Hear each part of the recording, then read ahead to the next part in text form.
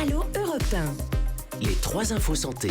Aider un proche, ça peut coûter cher. Oui Thomas, et cela concerne plus de 8 millions de personnes, 8 300 000 exactement en France. Et c'est un petit peu le système de la double peine. Cela prend du temps et cela coûte de l'argent, 16 à 30 heures par semaine et plus de 2000 euros par an.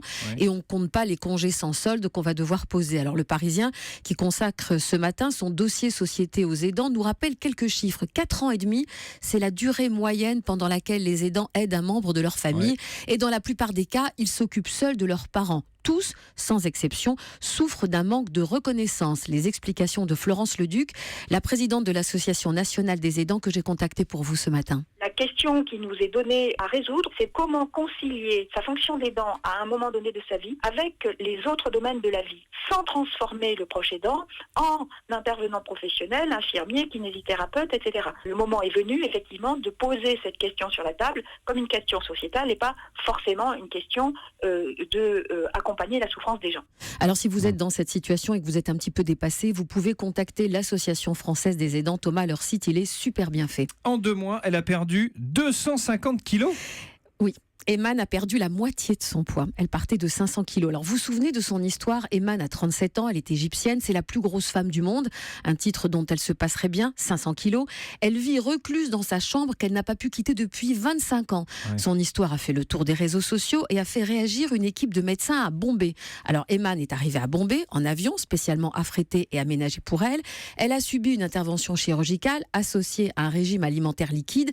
Résultat, 250 kilos de moins en 2 mois, et sa vie qui change. Elle peut maintenant s'asseoir dans un fauteuil roulant et y rester pendant longtemps, indique le communiqué de l'hôpital. 250 kilos en 2 mois.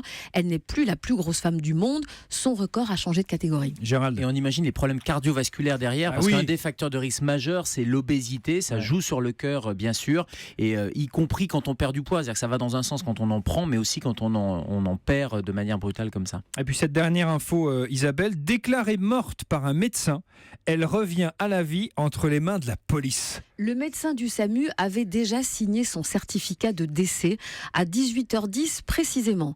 À son arrivée, donc il avait été prévenu par la fille de la patiente, donc à son arrivée, la patiente de 49 ans ne respirait plus, donc il constate le décès. Mais comme la cause du décès reste indéterminée, il prévient la police, c'est la procédure. La police arrive 1 heure plus tard. En soulevant le drap qui masque le corps, les policiers repèrent un mouvement imperceptible, à peine un souffle au niveau de l'abdomen. Ils commencent immédiatement un massage cardiaque, vigoureusement. 30 minutes plus tard, ça marche. La patiente revient à la vie. Elle a été transportée à l'hôpital Necker à Paris, où elle est en soins intensifs. Extraordinaire. Et la voilà revivre. Apprendre à faire un massage cardiaque, pardon. Oui, ça c'est important, mais apprendre à faire un certificat de décès aussi. Oui.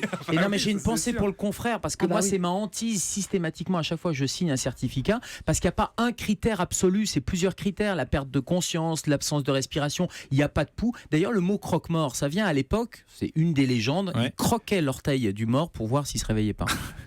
Eh oui. Ok. Vous voyez, je vous ai déstabilisé aussi. Il faut toujours se laver les pieds, ça peut servir.